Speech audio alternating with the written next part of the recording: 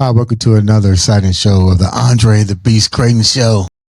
Another exciting show and another exciting guest. Back by popular demand. I know you guys heard her song on the I Am Beast radio on social media. I'm no longer looking. Numb. And all kind of, I like, I'm no longer looking. I'm no longer looking. Oh, you're sounding good. You're sounding good. This time of the night, you sounding real good. Let's welcome to the show, the one and only, the beautiful Sase. What's up, baby girl? Oh, what's going on? Thank you for having me. Thank you. I couldn't end 2025 without having you come back on and share with the viewers everything that you've done and the beautiful music that you've put out since last time you was here. But for the viewers that don't know you, who is Sase? Sase is a pure R&B singer who spent a lot of time in Atlanta. And that's where I've kind of put my grassroots as far as, branching into this so-called music business. But born and raised out of North Carolina, did a lot of singing in the church choir. But yeah, that was always my passion from day one, reaching into this world. So here I am. Isn't it funny? Like most of us, our path started when it's singing in the church. Yes. I wonder what happened to me. I sung a few bars in the church. I guess you wasn't in the pulpit. I was too bad to be in the pulpit. Well, I was going there for the snacks. I got you. Like, what time is it over? We can go get the fried chicken. I want to go downstairs where the real activity's at. But North Carolina to Atlanta. What was it like growing up for you in North Carolina? I don't hear too many R&B singers coming out of that region. Not saying that there isn't. It just I don't know of any myself. Well, if you want to go back to the old school, you had LTD, Greensboro, North Carolina, which where I, went to grade school and middle school and high school. Really? Yeah. I like LTD. I mean, that's one that comes off the top of my head. Right? Yes, absolutely. Yes, absolutely. But that's the only one that come off the top of my head. But I'm sure there is gazillion more. Sybil, Barbara Weathers, who was with Atlantic Star. We went to the same high school out of Greensboro, North Carolina. Oh my God, I had a crush on her so bad. Really? Oh my God, yes. Yeah. Something about her singing those couple songs on that album was just like, wow.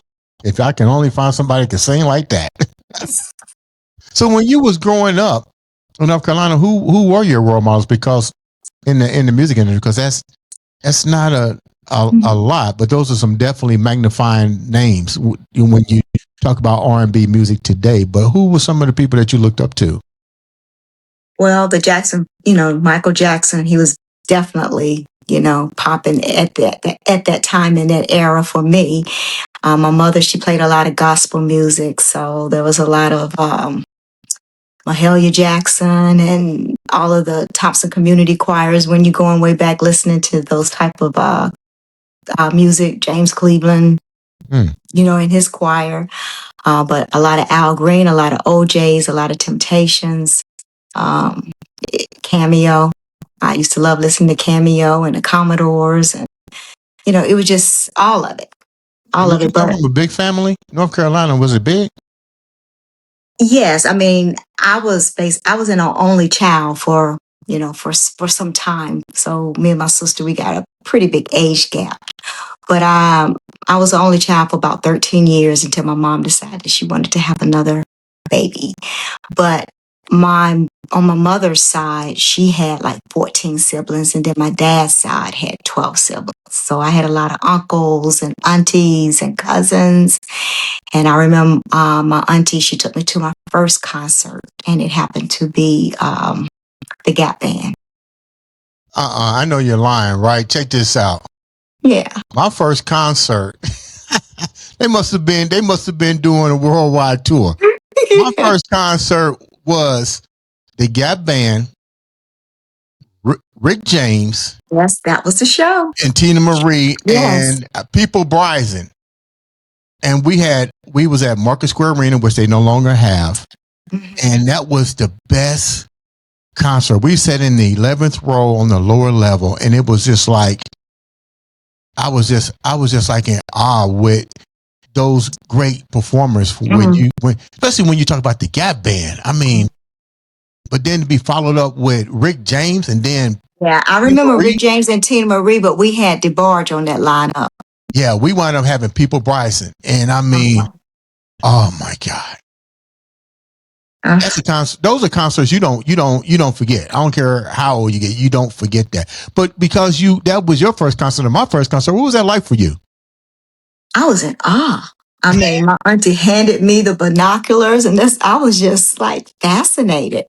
And it just fulfilled it even more. Like, that's what I want to do. That's where I want to be. I want to be on stage. I want people to feel what I'm feeling right now. Right. From these performers. What? Let me see. When that concert was here, I was probably like I was still in high school. I was younger. They introduced me to going to the shows probably when I was like 10, 11. Man, you're lucky. You got to get in there at that age. Okay. I did. You got a pretty good family, dog. My auntie was popping. she took her little niece up in there.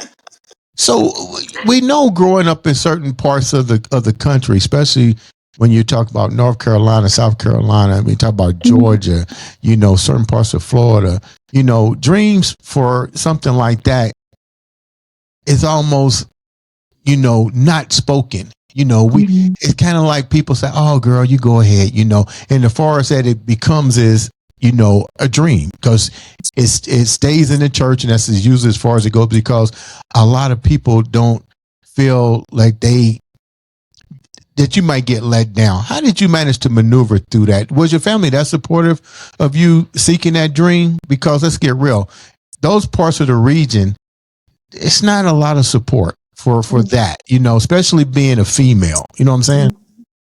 Well, I'm gonna tell you, what really secured my confidence was school. They highly embraced music in school, where you had chorus, you had the jazz band, you had the marching band, you had, orchestra. So I was involved in all of that. And I had great chorus teachers. So by the time I got in high school, I was well known because I was always doing the national anthem for like the homecoming games and things of that nature. So by the time I got to high school, the band leader sought after me to be in the jazz band. And so that's when I started doing a lot of Irene Cara songs. So it was always there for me with my educators and the students that, I associated with, who was also, musicians. You mentioned the foundation was through education. Did that carry on to college for you? I did not go to college, but I did go to, when I finished school, I did go to Atlanta, and I did attend a music business institute that was on Peachtree. Why Atlanta? Out of all the other places, why not? Why not? Because Atlanta really wasn't popping back then like it is now. What? I mean, it was okay, but most of the music that you was hearing was further north. And well, it depends on the region. If I'm down in Georgia, where I grew up, the main hub is going to be Atlanta. But Atlanta wasn't getting the same vibration music that the Midwest and Chicago was getting in New York. and same as California. So you got these other destinations that you could have picked. So why gravitate to Atlanta? Just popping in, visiting as a childhood. I loved the vibe that it gave. And I don't know, it was just my destiny, to be there. And why not? Look what happened. I ended up meeting some wonderful, wonderful music business people in Atlanta. I mean, you had some groups that was really jumping off, like 112, during that time. And then if it was not for me being in Atlanta, I would have never met Mr. Tommy Henderson, who was, in LaFace Records at the time, during that time. Right. So that was the connection to bring me to Uncle Jam's. So there were pieces of the puzzle that kind of came together. Didn't know it then. So you went there on a blind steer. You didn't know what was about to happen. Really? No. Oh, how old were you when you went there? When I was 18. Really? Yeah. Young, wild, and crazy. Call it what you may. I'm calling it young, wild, and crazy. I know about Atlanta now. No. Yeah. That was when Freaknik was in his prime. Like I said, I know about Atlanta now. Yeah. And I do remember that change, the change of the guards. I remember when Babyface went to Atlanta. I remember when all of that started popping in the Freakniks. It changed, but I didn't really see it change musically at that time because they were still getting their feet wet in that particular genre. Because I remember I would spend a lot of my times up around the Chicago area, and I would bring back music that people in the South had never even heard. It was like, wow. With that said, we're a little bit older. I'm older than you, but how has music changed since then for you? We went from trying to be discovered, being in the right room, to now being an overnight sensation if you get the algorithms. Yeah. Sickening. It's like if you're not that kid, if you're not in that popular club, you can forget it. It has changed. And is it more difficult? And if so, why?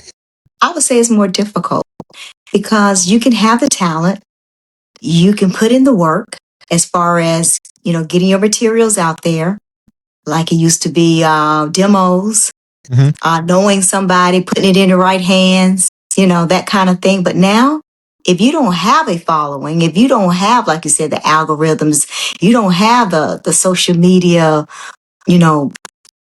Andra, or whatever you want to call it, it's hard. It's very hard. Because you come from, I'm not going to say old school. Let's put it like this. You came from a generation where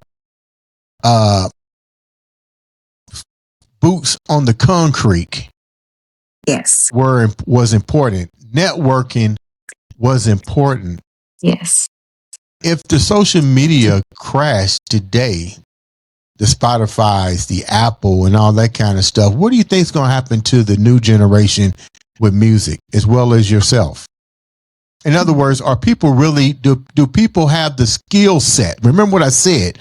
You came from a generation where boots were on the concrete. You was networking. You was making sure you was shaking hands. You was traveling to different destinations. What do you think that's going to be? Nobody can really tell, but from your experience, how do you think that's going to affect the music industry and the artist industry if the social media just happens to say, you know what, we made our money, forget you artists?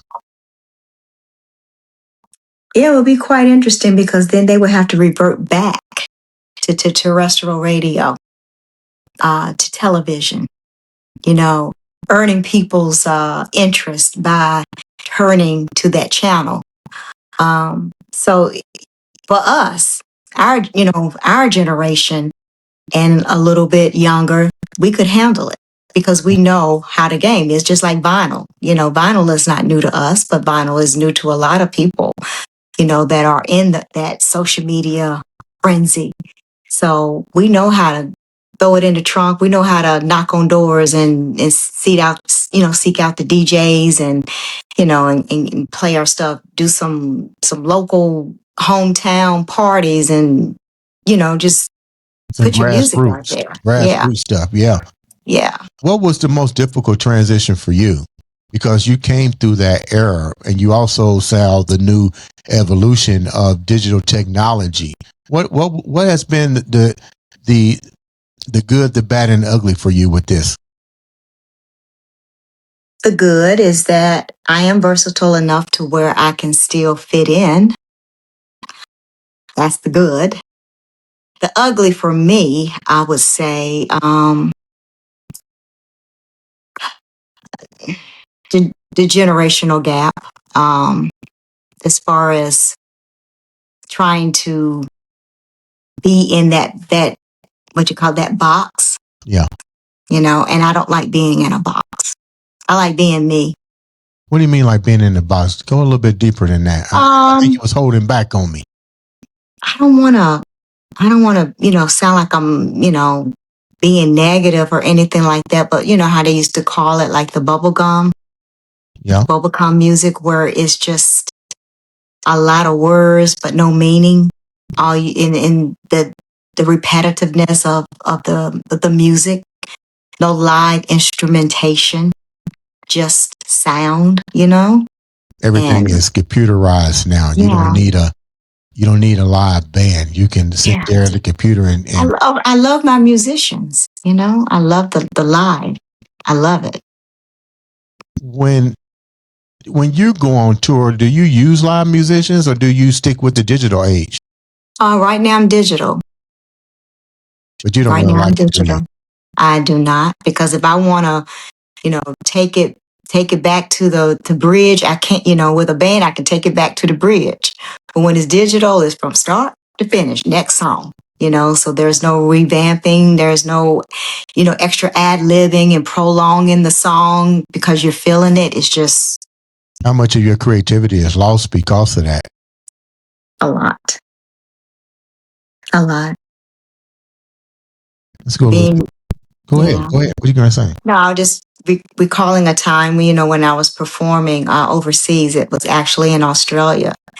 And when you start seeing, the reaction from the audience where they're moving or where they get up and they dancing, and then you turn around and you signal the band to, go back, because they're in that moment. Yeah. And that's when right there I was like, I love this, but right now it's digital for me. You mentioned Australia. What are some of the other exciting places you perform in? What was the culture like versus I guess are they more into the digital age when you go abroad and different places to perform? Are they more like you? They like the live band. They like to get up and engage. They love the live. They love it. And like I said, they like classics, And so that's what I was doing. I was doing a lot of classic music, bringing it to them, from the United States. And they embraced it. No judgment. As long as it felt good and sounded good, they were happy. What do you mean classic? Give me some samples of some classics. Well, when I say classic, I went on a tour in Spain, as it was basically they called it Tour de Spain with the Supreme sound. So we did all of the Supreme music. It was me and two other girls. And so we toured all over Spain doing that when we had live band, and it was phenomenal.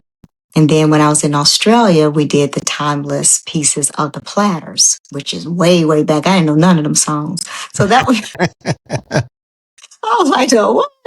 But I was, they had to have, the female. So I had to, like you said, I had to learn it. I had to learn the harmony, classic moves, the smoothness, band, all of that. Now, how do you jiggle a career? You have another career outside of singing, right? Yes, I do. How do you jiggle all that? Now you're over in Spain, you're in Australia, you're in Europe, you're in Africa, you're in Czechoslovakia, you're in Ireland. I have seasons. Okay, so you got a pretty good job. They let you do that? No, I just have seasons to where, I plan it. So during my job, I have off seasons to where I can travel. But I've kind of backed off of on the overseas travel a little while ago. Why? So, it gets kind of much. It gets much living out of a suitcase, hotel to hotel. It may seem like it's a glamorous life, but it's not. It's not. Let's get real. You miss being home at the Oh, USA. yeah, I do, and I miss, just yeah. You're right. There's no other way of putting it. I missed being home with my family. Speaking of your family, they must be pretty supportive. Tell me about your family and how they rally around you with this, because let's get real.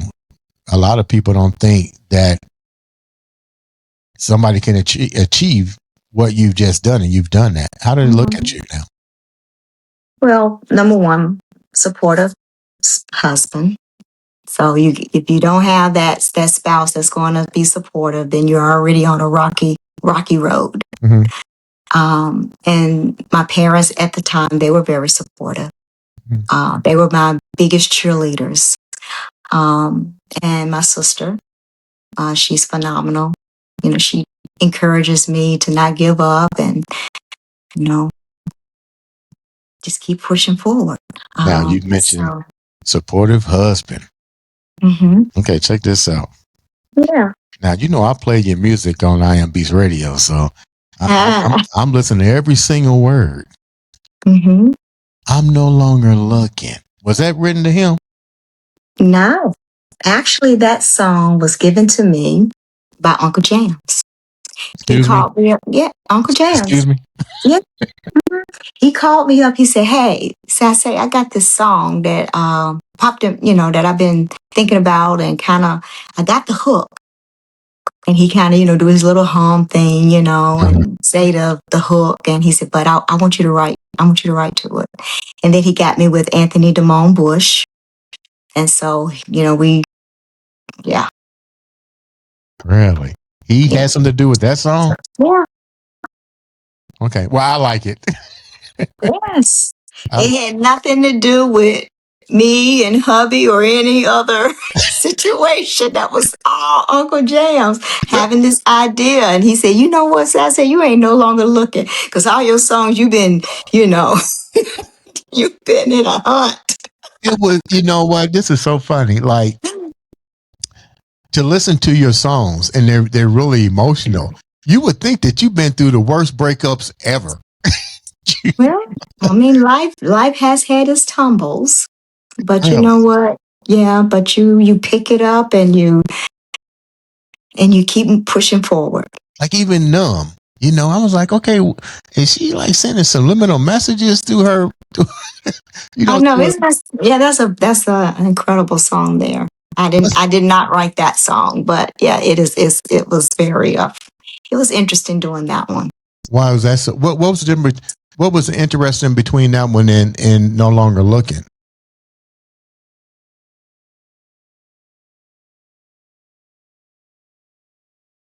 Did you hear there? me say? No. I said, what was the difference between that one, Numb, and No Longer Looking? Numb was kind of like in the beginning of my kneecap journey. So I was still getting my footing, just trying to see, what Sase was really going to bring, to the label. So I was still kind of feeling the waters with the musicians and the writers and so forth when I came on Kneecap during that time. But No Longer Looking, I was, was able to be creative. Mm-hmm. One, writing and things of that nature, and more seasoned, knowing exactly, what I wanted to portray and how I wanted to sound, and where did I want to take the song to the next level, with different, ups and downs in the music. You were saying that was early when you first got with the label, and you were trying to find let's say your niche. Yeah, yeah. What was your niche prior to that then? My niche prior to that I would say with more of your like Whitney Houston kind of stuff, you know, but you just couldn't come out as an artist claiming to be, you know, the next Whitney Houston, because Whitney Houston is in a lane of her own. Right. So you had to kind of get out of that, because I did a lot of tribute bands. So that's when I came into MECAP. It's like I had to dismantle all of the other stuff and just get back to the basic of who I am as an artist. Why did you gravitate? Why was you so, I won't say mesmerized, but why Whitney Houston? When there's Patti LaBelle, there's Aretha Franklin. Well, because she was the it, you know, she was the voice, you know. And she could sing, you know, she could sing. So she offered a lot, you know, to our music industry. And I feel like that she did pave the way, you know, for a lot of female musicians. What was that spark that made you say, look, I need my own? Yeah. I need my own. What was that defining moment? How did you go about tailoring that? Was it through writing your first songs? Was it through talking with your husband and saying, look, does this sound like me? Like, who did you confide in? How did you come up with the Sase niche? Turning off the radio, listening to those tracks that was being sent to me and say, okay, here you are. Pull off the mask and let's see what Sase can do. Even though, I mean, I still branched back into the back of my mind with the gospel.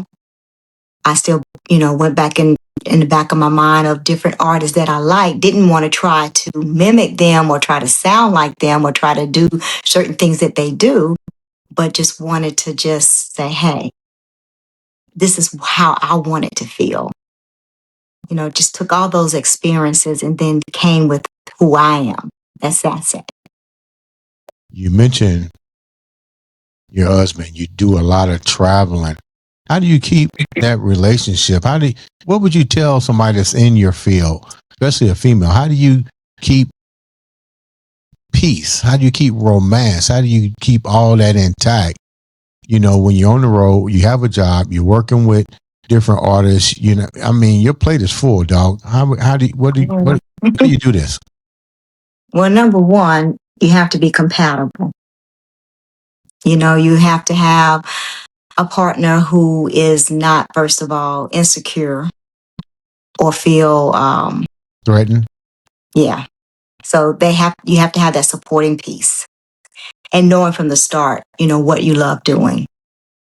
And also maybe have some common interests, you know, having that same interest in music, loving to listen to music. So that helps. That helps. And, you know, because I was who I was, you know, when we, you know, came to be. Wait a minute. Hold the thought. What does that mean? That's all the attitude. Because I was who I was. Who loved music. Okay. You know, who I was, I loved music. I enjoyed music. So quite naturally, that was a prime piece that person would have to be a lover of music as well. Interesting. Now, let's go to the business side. Back to the business side of your career. Evidently, you were an independent artist prior to going with the MECAP line. Were you doing things on your own, managing, booking, the whole 9 yards, writing, collaborating? I wasn't with a label, but I was with like an entertainment agency. And that's how I was able to, you know, do all of the tribute shows and things of that nature. So I would audition if there was a need for a female and so forth. So I was just independent, yes, but nothing label related. When did the game change? The game changed when I was in Atlanta. Here you go, back in Atlanta. Everything happened for you in Atlanta. Yes, I was living in Atlanta. And I said, well, maybe I'm missing something. Maybe I'm just missing something here. You know, I don't understand what's happening. So I said, well, maybe I need to take voice lessons. You know, just try to broaden my spectrum. So I met this young lady, and we was doing voice. She was telling me to do this and that. She said, "Whoa, whoa, whoa, whoa! Wait a minute. You know what? You need to be in the studio." She said, "You don't need to be in here. You need to be in a studio." So she introduced me to this gentleman, and I started just working with him in the studio and just kind of just doing demos and stuff like that. And then from there, I was meeting some other people who were doing studio sessions and musicians and things of that nature. So there was this conference that was going on, which was a music conference. Mm-hmm. And Tommy Henderson happened to be on the panel.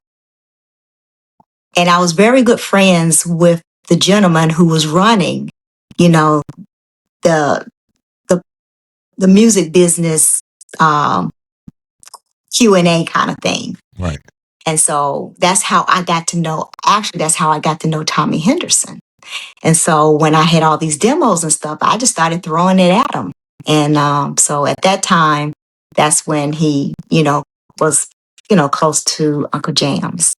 And it just blew off at Isn't it that funny point. how you can be in a room and opportunity can be right there in front of you, but unless you take the initiative, it probably would have never even happened. Yeah. I feel like things, happen for a reason. And that was definitely the reason for the season. So when you wind up and got discovered, what needed to be polished? What did it need to take you over the top? Because let's get real. At the end of the day, you're trying to be successful. You're trying to make a career. You're trying to be financially secure. So if you knew that you had some weaknesses, you wouldn't have walked into the voice lesson and the lady said you need to go here and go there. So there are some flaws. So what did they do to you? What did they tell you that you needed to do to elevate your brand? Open up and just let it go. Don't hold back. I know my first single, If I Told You, that was recorded actually in Atlanta. And that's when I met G. LeBeau with the Rude Boys. And he did all the, the backgrounds in that track. And, and I listened to him. He said, "You know what, when you try to hit this note," he said, "you don't know, the secret is you need to smile when you sing that note. Just smile. And you'll be amazed how the sound will come out so much differently over the mic." So just little things like that, that I gravitated to. And keeps you on pitch too. How's that? I don't know. Like, it's just bringing it out. Now you worked with Nutbush as well. What was that like? It was fun. He's a very laid back producer, and the reason why I like him so much is that he lets you explore. When he brings you something, he always like, "Okay, tell me what you're thinking. What else do you need? What do you think you want? Do you want this here?" Like the song that Reciprocal Love. Oh, I like that. And he gave me the track, and I'm listening to it. He said, "Well, okay." So I said, "What's on your mind? What's on your mind?" I said, "I want live bass." Really? And he said, "Okay." He said, "Let me work it out." I like that song. What was so special about that song? That was another Uncle Jam's idea. And Nutbush, he did the first verse of Reciprocal Love. And I did the second verse and the hook. I did the second verse and the bridge. So I like this. I love that song. I do too. Because it goes back to that question that you were saying. How do you make your partner, your husband or your wife, how do you make that work? Right. It's because people say you gotta, do 50-50. Not necessarily sometimes, because sometimes I may not be on 50. I may be on 30 on a day. Yeah. But your partner has to be willing to step up and be that 70. And vice versa. He may come home and he may be on 25. And I have to step up and be that 75. So you can't expect to be 50-50 every day throughout the year. Yeah. So So that's where that reciprocal love, it's got to be equal in all areas of your relationship. Now, check this out. Check this out. So, you got Nutbush writing. You got Sid with two, to his credit, so far with you. Mm-hmm. I'm trying to say this the right way. Make sure it comes out right. When do you take the bulls and start really putting? When did you shift the narrative and start writing your own emotions versus singing somebody else's? Uncle Jams. When Uncle Jams say, "Hey, I need you to do this," do it. Because I feel like if he has the confidence in me to say, right to this track, right to this melody, then if someone else can say that to you, mm-hmm. then you have to feel like there's something that they see in you that you can do. Do you bring a lot of your own struggles and emotions in when somebody gives you that challenge? Yes. One particular song that I really, I'm so mad. Don't go there. That song is crazy. Yeah. How much of that is personal? How much of that is personal? The narrative is not, the video and everything. That was a message that I wanted to put out there because at that time it was a lot of people in the world that was really going through a lot with COVID and so forth. Mm-hmm. And a lot of, selflessness that people were feeling.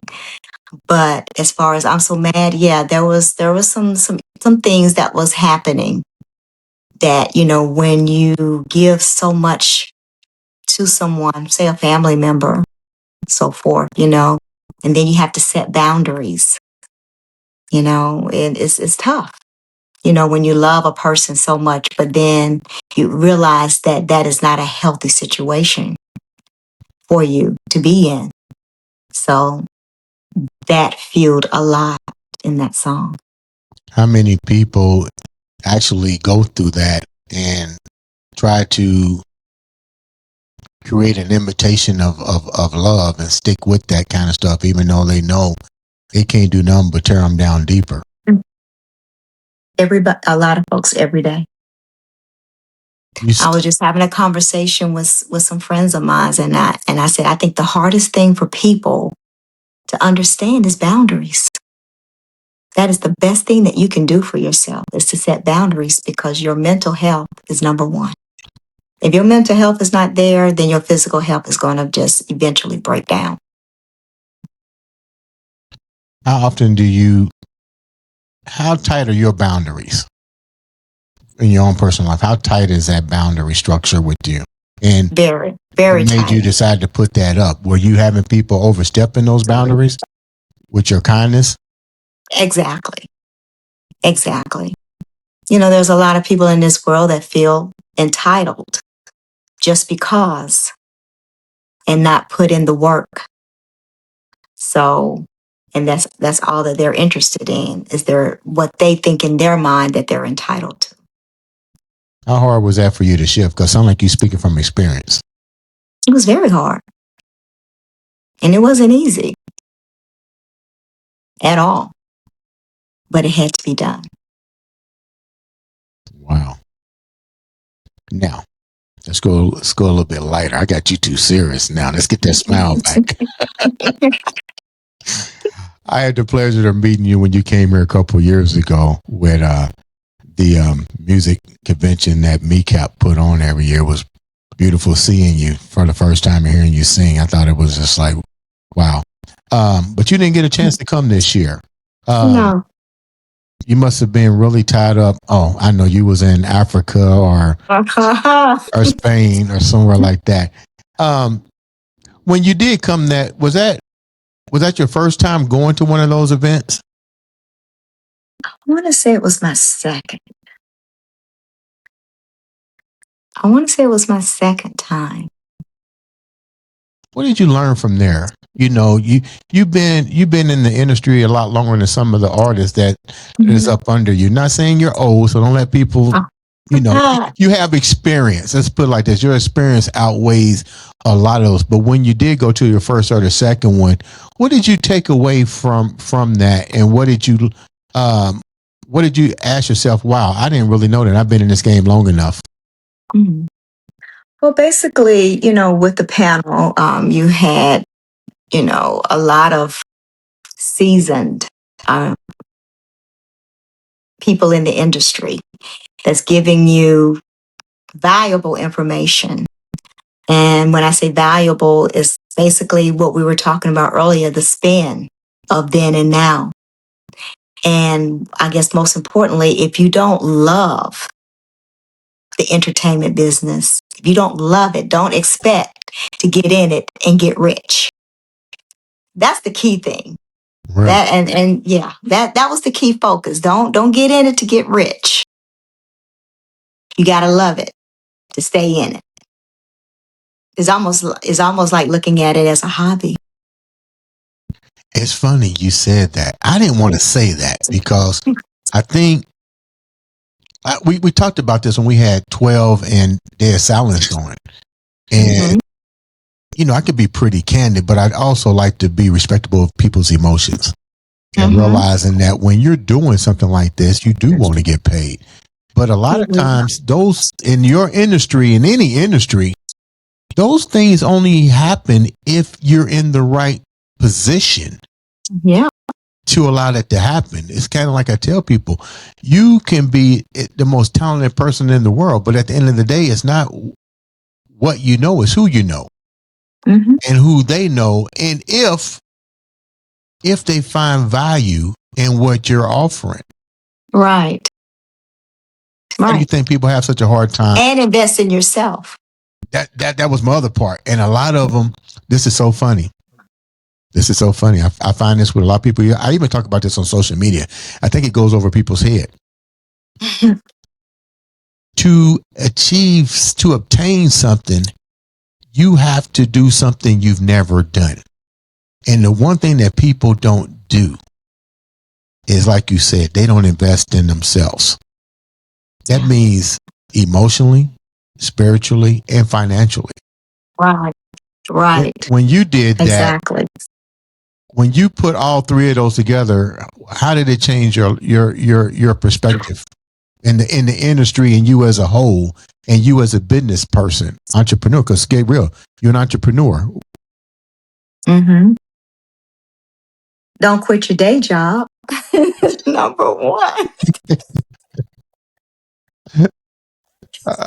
Unless you got a contract in front of you that's guaranteeing that up front. Exactly. Yeah, don't quit your day job. But like I said, I do it because I love it. And I love making people feel good. You know, it's like after I finish, you know, my local gigs here in Southwest Florida and the feedback that you get from people, it's like, oh, I came in and I was having a bad day. When you sung that song, it just lightened up my heart. That's rewarding to me. Isn't it? That I can change. Yes, that I can change someone's mood or someone's outlook on life just by singing. Isn't it amazing how I tell people all the time? All you got to do is touch one person. Yeah. It registers so much inside to have that one person acknowledge. But it makes you wonder. Music is supposed to be the healing instrument to everybody. But are people so, I'm not going to say self-absorbed because I don't want people to take this the wrong way. Have people become so hardened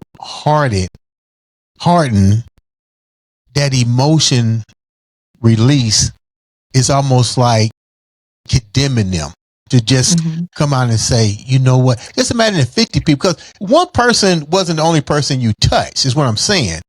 So what happened to the other people who just walked away and felt good and didn't even acknowledge it? But just think if they had have acknowledged it, what their life may have felt like when they walked out of that arena. I think it's more so that we have, as a society, a lot of people have become desensitized because, first of all, social media, not having that conversation with their children or with their spouse or with their mom or with their dad. So they're just focused on what it is and not exploring their emotions. So first of all, you got to talk about it. Yeah. So, and then you have just, what would I say? You would have haters, that may be sitting there judging you the whole time and not exactly just enjoying. They want to find the negative and everything. You go out on social media and then what you have, those people that find the bad in everything that's in a post when it's all in good intentions. Yeah. So you have those there too.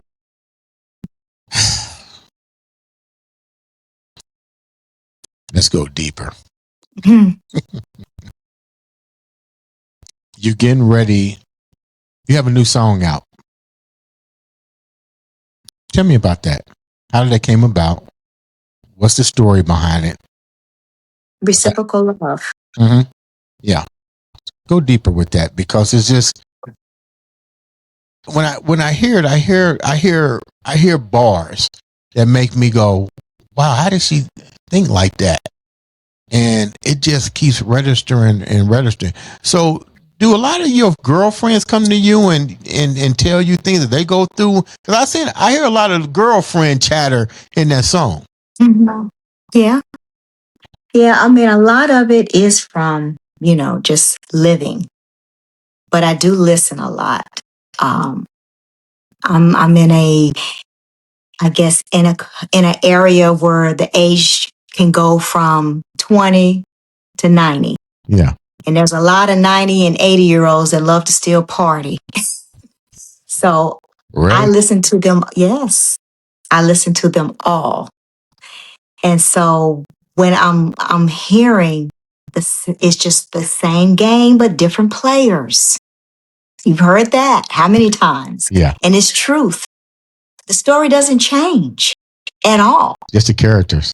Right. And so I'm finding now, actually I have a friend, she is in her late 30s and she's at the point to where she does not want she does not want a relationship. She doesn't want a partner. She just want to cohabitate with an individual and just not have any type of, obligation. But you ask questions like, why? Well, I do. And I tell her, I said, it's not all lost. I said, love is still out there. Love is still out there, but she's giving up on it. Yeah. That's sad that we've gotten to that position that trust, honesty, and respect has clouded everybody's judgment into almost a sense of hopelessness to say that true love isn't obtainable when you can listen to your music and say, I don't believe that it is. I believe that there is a possibility. It is. And I think a lot of times too, our expectations sometimes exceed our need. I'm hearing a lot of that from people. Yeah. I'm hearing that a lot of from people, especially women. I think that with this new movement of independence, women have become almost masculine and raised the bar up to these crazy. It's funny when a woman says you don't meet my expectations. I was like, okay, well, what's your expectations of a guy? Let's flip the script. Like, where's the meeting ground here? What's your take on that? Because you write a lot of you say a lot of love songs, but that's one of the things. And then another thing that I find truly interesting. Let's go back to what you just said. And ladies and gentlemen, we're talking the love game here with Sase. Ah, okay. Communication. Yeah. I notice if I talk to somebody, they cannot even carry a conversation. And then the second part of that is not being accountable. Not showing up. Well, yeah. What do you think we lost everything? I know it's a digital age, but let's get real. I mean, these people grow up with values and morals and the sense of talking. Don't send me an emoji. You know, pick up the phone and talk, or have something to talk about. If you ask somebody what's their purpose or what their dreams, they can't even tell you anymore what they want. Well, you know, it's a combination of a lot of things. You know, I'm not sure. You know, if how your youth era was, but I would say probably back as we were growing up, there were more co-parenting. You know, and then as things moved along, it became more acceptable to get divorces. I mean, divorces just was like nothing. It was like drinking water. And then you had all these single family households. So that broke down a lot, where you didn't have that family unit sitting around the dinner table having conversations. How was your day? What would have done differently? What do you want to do this weekend? Or making plans, family vacations, all of these things. So that was that connection. But when things started breaking down, in the household, you had to bend for yourself and go for what you know. And with the digital age, that's their best friend. It doesn't talk back. You find your interest in what you want. Find that interest in what agrees with you, not disagree with you. We're talking love talk with Sase, the Andre The Beast Crayton show. I don't get a chance to talk this kind of stuff, but when you got a female like Sase that's writing beautiful love ballads, you got to have a feel that she knows what she's talking about. She's been through the hurt, she's been through the pain, and it resonates in her music. Since it resonates in your music, let's talk about different players, same game. Who are you mostly touching? What age bracket with women, and why? Because I know you're getting feedback from both sides. Yeah. The loved and the unloved and the want to be loved is what I'm saying. I would say the age bracket can run from, the 30s up through, 70s, 70-year-olds. I have 70-year-olds that stream my music, What do they say when you see them when you're performing live? Like, what are some of the stuff that they share with you after listening to your music or hearing you perform? Oh, you sound so good. I really enjoyed that song. And then the next thing is, but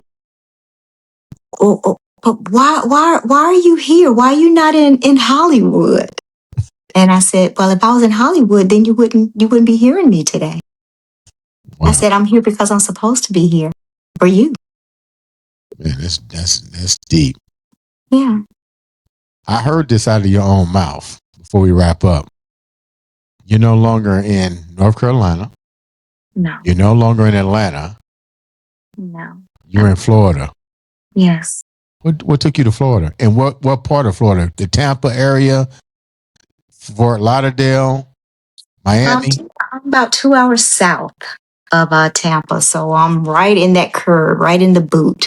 Let me see. Fort 2 Myers. hours. So you're in Lakeland? Is it Lakeland? No. Not Clearwater. No, you're on the East Coast. I'm on the Gulf.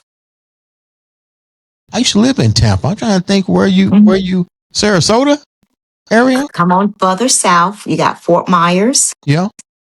You have Cape Coral. You have Naples. Yeah. You have Bonita Springs. You have all of that right in there. What took you down there? You like the weather? The weather, and believe it or not, and you probably going to disagree with me, but for a local artist, is phenomenal. I disagree with you. I disagree. I'm just playing. I'm telling you, musicians work here all year long. Jabin Jackson is in the Tampa area, and he says the same thing. He loves it. He's busy year round. You know what I mean? Like performing. But when I moved to Tampa, it was like in 2000 and 2003. They was just they when they won a Super Bowl, they was dealing with mass fluctuation of people coming there, and I wasn't used to that coming from Indiana. You know, they couldn't even drive with the rain. I'm like, okay, I stayed there for about a year, and I was like, I got to go. But now, you know, Florida's a whole different hub now. It's music, it's entertainment, it's sports. I mean, everything is there. What's the difference between Florida now and Atlanta now and then? Florida now is more of a melting pot. We have everybody that's coming here. So you get a lot of diversity in culture and music, and it's becoming to be accepted. You know, I know there's a lot of bad press, you know, about the state of Florida. Right. But you can't beat the weather. And if it's a hurricane coming, you getting pretty doggone well advanced notice to get out if you need to. You're just going back to Atlanta for a couple of days. So it's beautiful here. It's beautiful here. Like I said, it's a musician's paradise. With so much culture, it's funny. As I say, I just talked to somebody about this yesterday. It was like, well, what did you not like about Florida that made you leave so early? I said I wasn't prepared for Florida.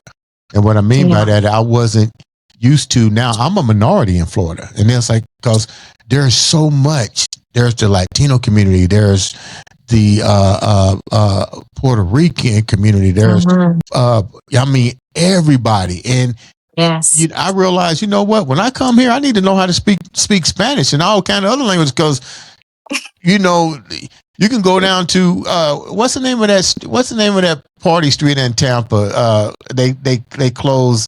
They open up at night. Whatever it is. I can't think of the name. Ybor. Man, I went down there when I first. I said, "Lord have mercy, I can't speak. My English ain't doing no good down here." But I noticed one thing that was different. That was noticeable. Music. Yeah. And I tell people all the time, music brought everybody together. You didn't have to speak the language. All you had to do was dance. Yep, even South Beach. You know, you got all kinds of music going on South Beach. So I say, I appreciate you taking time to come on the show and bless me going into 2026 by making sure we close out with having you on the show. What's next for you? What's 2026 like for Sase? Please tell me you're coming to Indianapolis to be a part of the MECAP Music Extravaganza this year, because we missed you. Hopefully you're going to be there in 2026. I'm going to do my best to be there. But hopefully, you know, by spring, there'll be another single, and coming with that single, a video. So we just got to keep it in the grind and keep moving forward. How can the viewers reach out to you, Sase, to listen to your music and to know more about you, even book you for guest appearances? Absolutely. You can find me on all of the social media platforms. Sase, SASE, TheSinger, TheSinger. And I'm on all streaming, Amazon, Apple, Spotify, everything. So just put it in there. It'll pop up. You know what? Make sure you guys subscribe, like, share, follow. Like I said on every episode, make sure you click that button. All it does is change the difference in your life and somebody else's. So I say thank you so much for coming on the show. Ladies and gentlemen, this has been another exciting episode of the Andre the Beast Crayton Show.